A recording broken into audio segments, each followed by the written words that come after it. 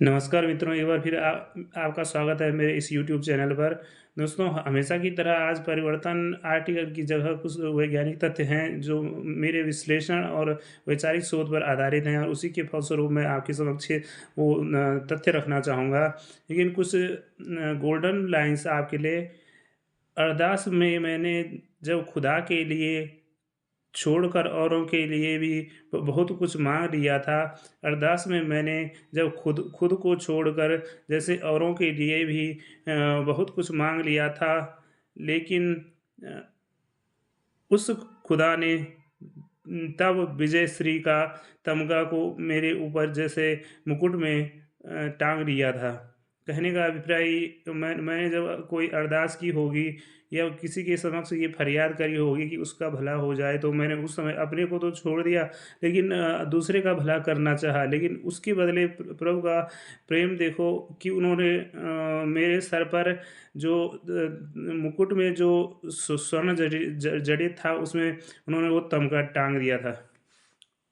दोस्तों, वैज्ञानिक रूप से जो तथ्य हैं वो कई विभिन्न विषयों पर आधारित हैं। आनुवंशिक में माना जाता है, जैसे हमारे अंदर पैशन होता है, अर्थात काम, क्रोध, लोभ, मोह जैसे संवेग होते हैं, तो यह प्रत्येक इंसान के अंदर पाए जाते हैं। और ये वो कहते हैं कि हम हमारी हेरेडिटी के अनुसार हमारे आने वाली पीढ़ियों तक वो पहुँचते हैं।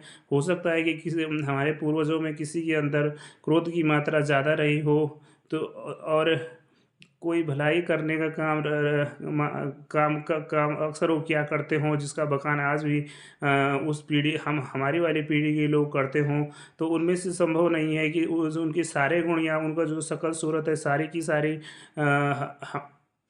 हमारे में भी निहित हो जाए। हाँ, कुछ चीज़ें ऐसी हैं जो हमको उनकी उनके जैसे सूट करती हैं, उनके जैसे साम्य में ला देती हैं।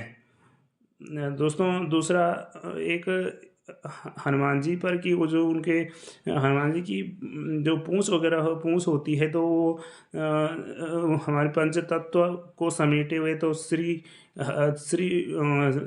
शंकर जी के अवतार हैं, रुद्रावतार हैं।